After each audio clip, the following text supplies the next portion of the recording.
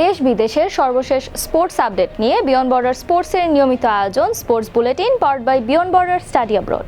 আর এই আপডেট নিয়ে আপনাদের সাথে আছি আমি সুমাইয়া জাহান সামান্থা। চলুন দেখে নেই আজকের স্পোর্টস আপডেট। হারারে টেস্টের প্রথম দিনে টসে হেরে ব্যাট করতে নেমে মাত্র 140 রানে অল আউট হয় টাইগাররা। জবাবে এক উইকেটে 136 রান তোলে জিম্বাবুয়ে, যেখানে 42 রান করেন বেন কারান এবং মাত্র 4 রান পিছিয়ে থেকে প্রথম দিনের খেলা শেষ করে জিম্বাবুয়ে।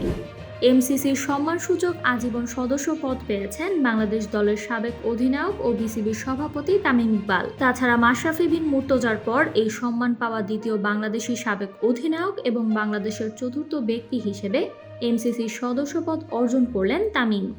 ভারতীয় সমর্থকদের মুখে শেষ পর্যন্ত হাসি ফিরিয়েছে পুরুষ হকি দল। লন্ডনে অনুষ্ঠিত FIH হকি প্রো লিগের ম্যাচে নির্ধারিত সময় ইংল্যান্ডের বিপক্ষে গোলশূন্য ড্র করে ভারত। এরপর শুটআউটে 3-2 ব্যবধানে জয় তুলে নিয়ে প্রো লিগ অভিযান শেষ করে দলটি। 2026 ফুটবল বিশ্বকাপে গ্রুপ পর্ব থেকে বিদায় নেয় পদত্যাগ করেছেন দক্ষিণ কোরিয়ার জাতীয় দলের প্রধান কোচ হং মিয়ং বো। একই সঙ্গে দলের এমন ব্যর্থতার কারণ খুঁজে বের করতে তদন্তের নির্দেশ দিয়েছেন দেশটির প্রেসিডেন্ট লি জে-মিয়ং। ভারতের কেরালায় নাবালিক ক্রিকেটারকে যৌন নির্যাতনের দায়ে ক্রিকেট কোচ মনু এমকে 47 বছরের সশ্রম কারাদণ্ড দিয়েছে আদালত।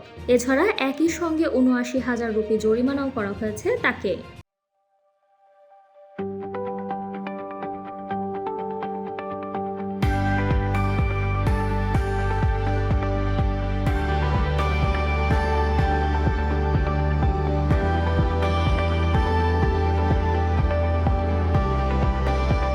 নকআউট পর্বের প্রথম ম্যাচে দক্ষিণ আফ্রিকাকে 1-0 গোলে হারিয়ে প্রথম দল হিসেবে শেষ 16তে পা রাখল কানাডা। যোগ করার সময় দলের হয়ে জয়সূচক গোলটি করেন স্টিফেন এস্তাকুইও। নটিংহ্যাম টেস্ট চলাকালীনই আন্তর্জাতিক ক্রিকেট থেকে অবসরের ঘোষণা দিয়েছেন ইংল্যান্ডের অধিনায়ক বেন স্টোকস।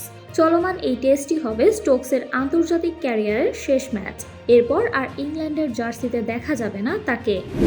ভূমিকম্পে ক্ষতিগ্রস্ত ভেনেজুয়েলার মানুষের পাশে দাঁড়িয়েছেন ব্রাজিলের তারকা ফুটবলার নেইমার। দেশটির জরুরি উদ্ধার ও মানবিক সহায়তার জন্য তিনি $2,50,000 মার্কিন অনুদান দিয়েছেন বলে জানিয়েছে ভেনেজুয়েলার এক সংবাদ মাধ্যম। 2 ম্যাচের টি-20 সিরিজের প্রথম ম্যাচে ভারতকে হারিয়েছিল আয়ারল্যান্ড। এবার দ্বিতীয় টি-20তে ভারতকে 1 রানে হারিয়ে হোয়াইট ওয়াশ করেছে আয়ারল্যান্ড। এছাড়া এই জয়ে প্রথমবারের মতো ভারতের বিপক্ষে দ্বিপাক্ষিক টি-20 সিরিজ জিতে নেয় আয়ারল্যান্ড। বিশ্বকাপের প্রত্যাশা পূরণ করতে না পারার দায় নিজের কাঁধে নিয়ে পদত্যাগ করেছেন সৌদি আরব ফুটবল ফেডারেশনের সভাপতি ইয়াসের আল মিসেহাল। সৌদি আরব গ্রুপ পর্ব থেকে বিদায় নেওয়ার পর সামাজিক যোগাযোগ মাধ্যমে দেয়া এক বিবৃতিতে দায়িত্ব ছাড়ার ঘোষণা দেন তিনি।